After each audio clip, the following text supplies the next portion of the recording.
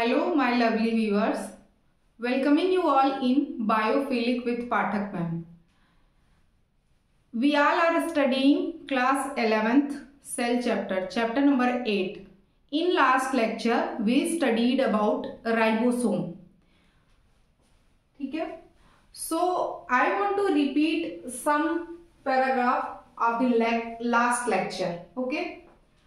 Ribosomes are non-membrane bound organelles found in all cells, both eukaryotic as well as prokaryotic cell. यानी कि हमने क्या पढ़ा था कि राइबोसोम जो होता है वो यूकैरियोटिक सेल और प्रोकैरियोटिक सेल दोनों में पाया जाता है और इसकी एक स्पेशलिटी ये थी कि ये बिना मेम्ब्रेन का सेल ऑर्गेनेल है, यानी विदाउट एनी मेम्ब्रेन। यहाँ पे यही लिखा है कि नॉन मेम्ब्रेन बाउंड ऑर्गेनेल, और ये eukaryotic as well as prokaryotic दोनों में पाया जाता है। इसी के साथ साथ within the cell ribosome are not only in the cytoplasm but also within the two organelles। इसका मतलब ये है कि राइबोसोम जो है वो सिर्फ साइटोप्लाज्म में ही नहीं पाया जाता, बल्कि उसके अलावा दो ऐसे और सेल ऑर्गेनेल हैं जिनमें कि राइबोसोम पाया जाता है। और वहां यहाँ पे दो कह रहा है लेकिन लिखा हुआ है तीन, क्लोरोप्लास्ट, माइटोकॉन्ड्रिया और रफ एंडोप्लाज्मिक रेटिकुलम। इसका कारण है कि क्लोरोप्लास्ट जो है वो सिर्फ प्लांट्स में पाया जाता है।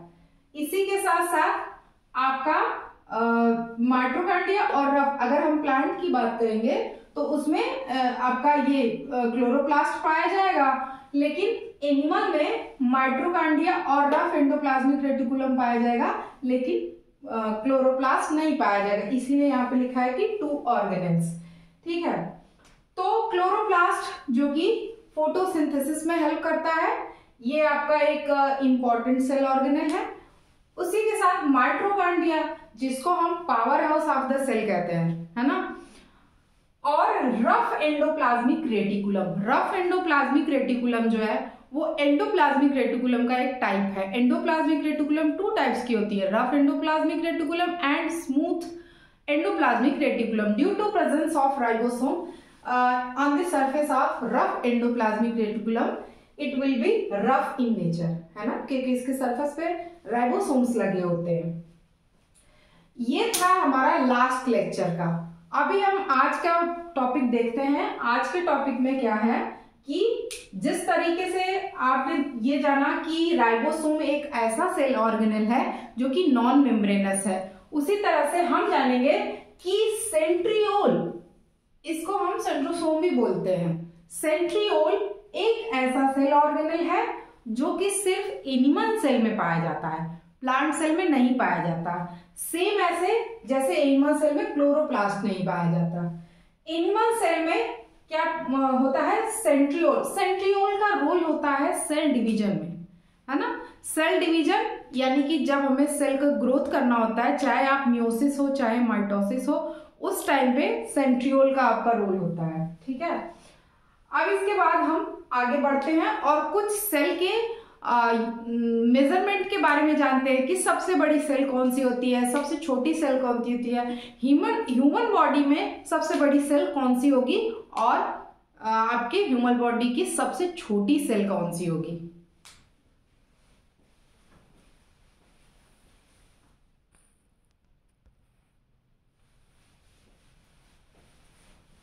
Size and shape of cell. Cells differ greatly in size, shape and activities. देखिए, सेल जो होता है उसका पहली बात तो ये है कि कोई शेप, मतलब हम लोग एक आइडिया लगाते हैं कि रेक्टेंगुलर शेप है, राउंड शेप है, कॉलमनर शेप है। ठीक है, ये हमने, लेकिन इसका कोई एकदम एक्यूरेट नहीं है कि हाँ ऐसा ही शेप होगा। हमने आइडिया लगाया और कुछ कुछ ऐसा शेप होता है। सेल की मैं बात कर रही हूँ। और हमारे बॉडी में जैसे विभिन्न प्रकार के ऑर्गन्स हैं कई तरह के, उसी तरीके से हर ऑर्गन के लिए अलग अलग टिश्यू हैं और हर पर्टिकुलर टिश्यू के लिए पर्टिकुलर सेल्स हैं, है ना। इन सभी सेल्स का एक ग्रुप होता है तो टिश्यू फॉर्म होता है, और टिश्यू के साथ साथ इनका लेबर डिवीजन भी होता है यानी हर सेल का लेबर डिवीजन होता है और उसी के साथ साथ टिश्यू का भी लेबर डिवीजन होता है। यानी एक पर्टिकुलर सेल अगर है किसी टिश्यू के लिए तो उसका एक पर्टिकुलर फंक्शन होगा, है ना, कि आपको डाइजेशन में हेल्प करना है, या एक्सक्रीशन की सेल है, या फिर आपका रेस्पिरेशन में जैसे लंग्स के जितने भी सेल्स हैं जैसे एल्वियोली है ना। तो ये सारा तो डिटेल में हमें फिजियोलॉजी में पढ़ना है, यहाँ पे बस मैं आपको एक थोड़ा सा आइडिया दे रही हूँ।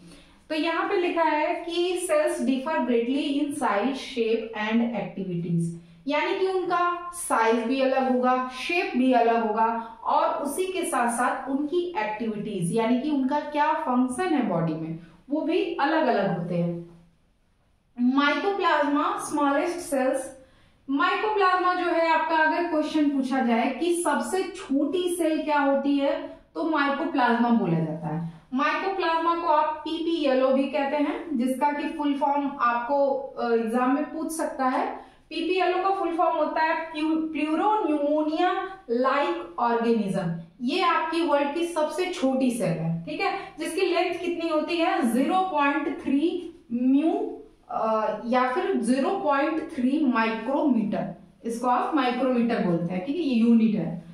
अब उसके बाद एक आपका बैक्टीरिया जो कि प्रोकैरियोट सेल है और जो कि हमें अपनी आंखों से नहीं दिखाई देगा, इसके लिए हमें माइक्रोस्कोप का यूज करना पड़ेगा, जिसकी कितनी लेंथ होती है 3 to 5 माइक्रोमीटर। अभी इसके साथ हम जानेंगे कि कौन सी सबसे बड़ी सेल है, सबसे लार्जेस्ट सेल, और सबसे लॉन्गेस्ट सेल कौन सी है। उसके बाद ह्यूमन सेल के बारे में जानेंगे कि ह्यूमन बॉडी के अंदर सबसे बड़ी सेल कौन सी है, सबसे छोटी सेल कौन सी है।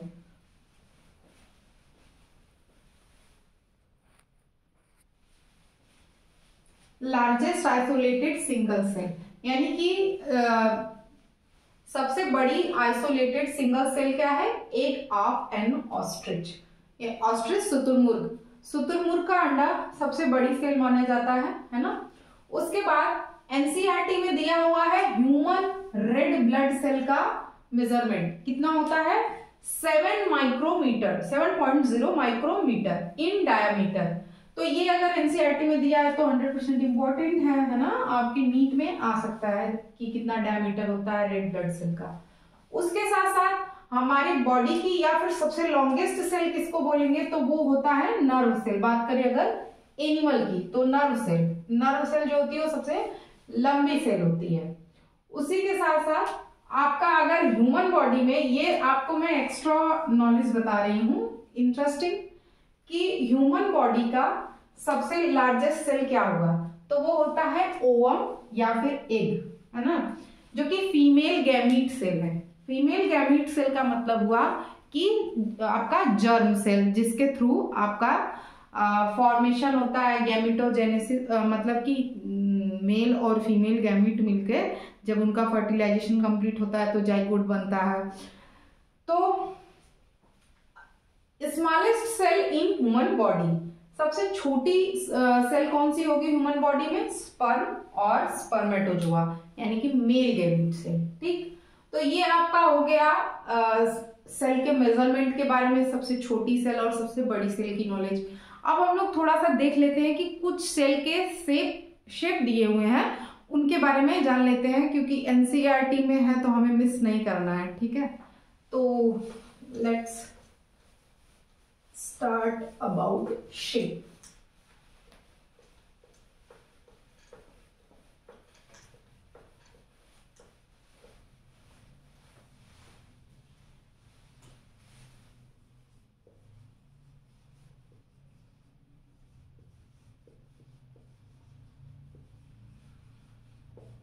शेप ऑफ द सेल, कितने प्रकार के शेप हैं उसके बारे में जानते हैं।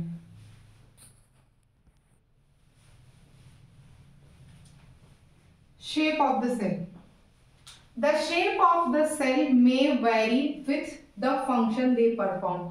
अभी आपको मैंने बताया कि फंक्शन के आधार पे जो होती हैं सेल्स होती हैं वो वेरी कर सकती हैं, करती हैं।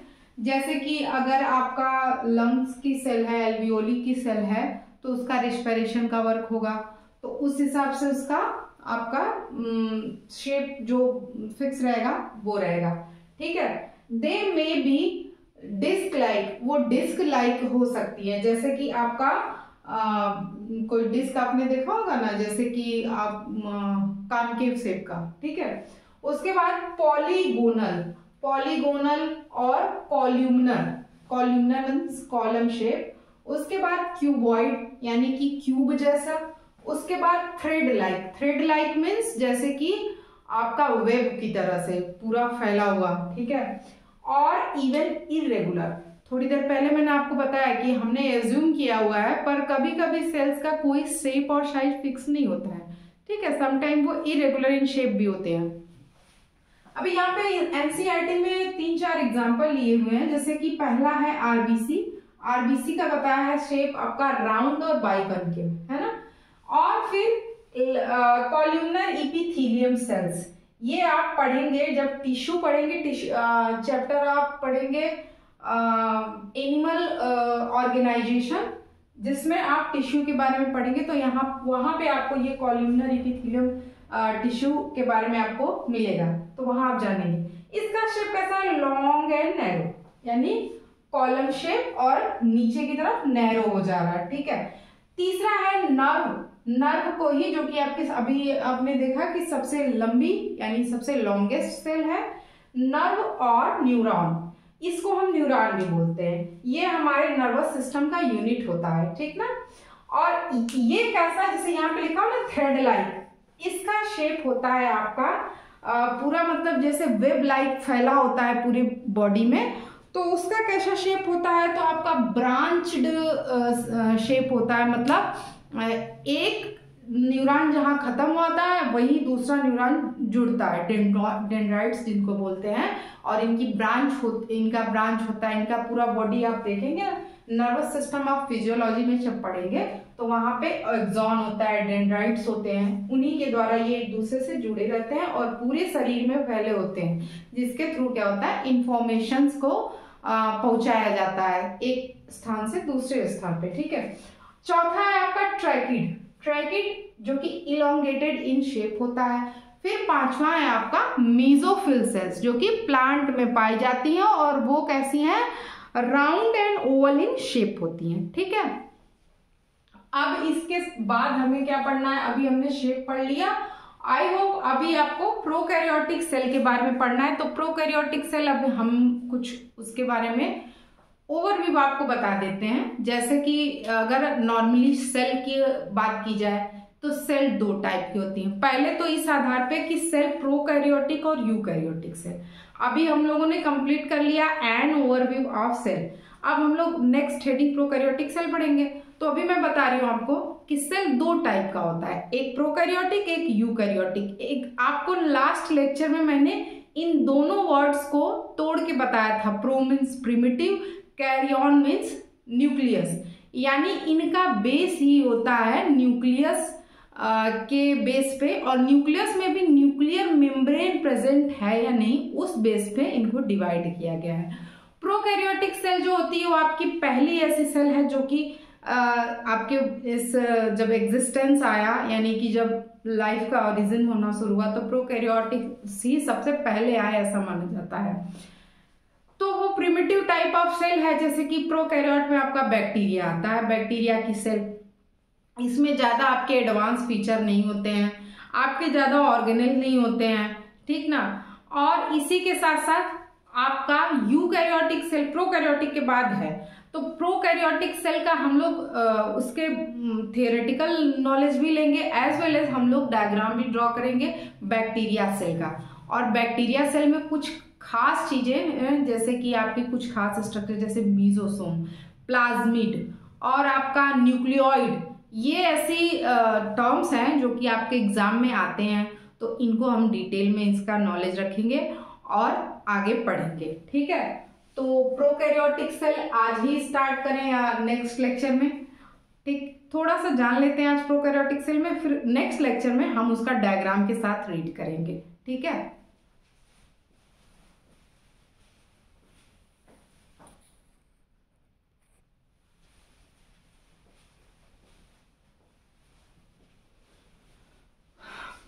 Prokaryotic cells represented by bacteria, blue green algae, mycoplasma and PPLO, है ना। अभी मैंने आपको बताया कि प्रोकैरियोटिक सेल्स जो होती हैं वो प्रिमिटिव टाइप सेल्स होती हैं, सबसे पहले पाई जाती थी और अभी भी पाई जाती हैं, जैसे कि बैक्टीरिया में, है ना। तो ये नाम दिया हुआ है bacteria blue green algae. Blue green algae को हम साथ में साइनोबैक्टीरिया भी बोलते हैं, इन्हीं का नाम होता है ब्लू ग्रीन एल्गी का ही, ठीक है। उसी के साथ माइकोप्लाज्मा, जो भी आपने पढ़ा, mycoplasma and PPLO, they are generally smaller in size, ये साइज में बहुत छोटे होते हैं and multiply much faster than the eukaryotic cell. हाँ, इनकी ये एक यूनिक प्रॉपर्टी होती है कि ये बहुत तेजी से खुद को मल्टीप्लाई करते हैं। मल्टीप्लाई का मीन्स हुआ कि 1 से 2 बनना, यानी इनकी प्रोजेनी बहुत फास्ट डेवलप होती है। जैसे कि आपका बैक्टीरिया का जो है एक रेशियो निकाला जाए तो वो पर 20 मिनट अपने आप को मल्टीप्लाई करता है, यानी कि खुद को रिप्लिकेट करता है। ये जब आप क्लास 12th में जाएंगे तो वहाँ पे आपको बायोटेक्नोलॉजी एक चैप्टर मिलेगा, वहाँ पे पता चलेगा इसके बारे में आपको। एशर्सिया कोलाई एक बैक्टीरिया होता है जिसके लिए अगर आपको किसी चीज़ का कल्चर करना हो, कल्चर करना मतलब मान लो कोई चीज़ आपको बहुत मात्रा में पैदा करनी हो, जैसे खेती की जाती है ना, तो कल्चर करना हो तो जैसे कि कैंसरस सेल, कैंसरस सेल में भी ये प्रॉपर्टी होती है कि वो बहुत रैपिडली ग्रोथ करता है। तो वही हाल यहाँ पे बैक्टीरिया का है। बैक्टीरिया में यानी कि प्रोकैरियोटिक सेल का ये प्रॉपर्टी होता है कि बहुत तेजी से मल्टीप्लाई होता है। तो कोई चीज़ अगर कल्चर करानी रहती है, उसका हमें देखना रहता है क्या उसके लक्षण, क्या कैरेक्टरिस्टिक आएंगे नेक्स्ट जनरेशन में। तो पर्टिकुलरली हम क्या करते हैं, कोई एक आपका कैरेक्टर लेंगे जो हमको देखना रहता है, उसको लेते हैं और उस पर्टिकुलर जो एनिमल होता है उसका जेनेटिक मटेरियल और बैक्टीरिया का दोनों का मिला करके एक बनाते हैं आपका रिकॉम्बिनेंट डीएनए। ये सब आपके नेक्स्ट लेवल की बात है, क्लास 12th में मिलेगा। लेकिन जो नीट एस्पिरेंट हैं उन्हें ये पता होगा, है ना, क्योंकि वो 12th करके आए होंगे। तो मैं बता रही थी कि इनमें ये प्रॉपर्टी होती है कि बहुत तेजी से मल्टीप्लाई करते हैं। तो जब रिकॉम्बिनेंट डीएनए बन जाता है तो फिर इनको कल्चर कराया जाता है। एशर्सिया कोलाई एक आपका एग्जाम्पल है। एशर्सिया कोलाई जो है वो एक बैक्टीरिया का नाम है। तो यहाँ पे देखा ये जाता है कि हाँ, मान लीजिए मैंने ये कैरेक्टर लिया तो इसका नेक्स्ट जनरेशन में क्या असर हो रहा है। बायोटेक्नोलॉजी में इसका बहुत ज्यादा यूज होता है, ठीक। उसी के साथ they may vary shape and size but exhibit a similar basic cellular organization, यानी कि वो शेप और साइज में अलग हो सकते हैं, प्रोकैरियोट्स की बात कर रहा है, लेकिन उनका ये जो ऑर्गेनाइजेशन होता है वो सेलुलर होता है, ये कंफर्म है, ठीक है। अब हम लोग नेक्स्ट क्लास में, नेक्स्ट लेक्चर में देखेंगे पर्टिकुलर इसका एक डायग्राम बनाएंगे बैक्टीरिया सेल का, ठीक है, और उसके साथ उसमें पाए जाने वाले ऑर्गेनेल का भी अध्ययन करेंगे, जानेंगे उसके बारे में। इसी के साथ मैं आपको एक चीज और बताना चाहती हूँ जो अभी मुझे याद आया है कि बैक्टीरिया सेल में जो है सेल वॉल पाई जाती है, इसी कारण इसको प्लांट्स में रखा जाता है। हम लोग जो पढ़ रहे हैं ना 11th में हम लोग पढ़ते हैं क्लासिफिकेशन RH व्हिटेकर के अकॉर्डिंग, जिन्होंने कि स्टार्टिंग में ही मोनेरा प्रोटिस्टा और फंजाई एनिमिलिया प्लांटी इसमें बांट दिया। तो उन्होंने मोनेरा में बैक्टीरिया को रख दिया, लेकिन जब आप आगे पढ़ने जाएंगे, जैसे मान लीजिए आप BSc करने जाते हैं, तो वहां पे आपको जो बैक्टीरिया रहेगी वो प्लांट किंगडम में पढ़ना होगा, क्योंकि due to the presence of cell wall. Cell wall जो होता है वो प्लांट सेल का एक यूनिक फीचर होता है, ठीक है। तो मुझे लगा कि आपको ये बात बता देनी चाहिए, ठीक। अब हम आज के लेक्चर को यहीं पे खत्म करते हैं। अगर आपको मेरा लेक्चर पसंद आया हो तो प्लीज इस वीडियो को लाइक कीजिए, अपने दोस्तों के साथ इसे शेयर कीजिए और मेरे चैनल को सब्सक्राइब जरूर कीजिए। Thank you very much.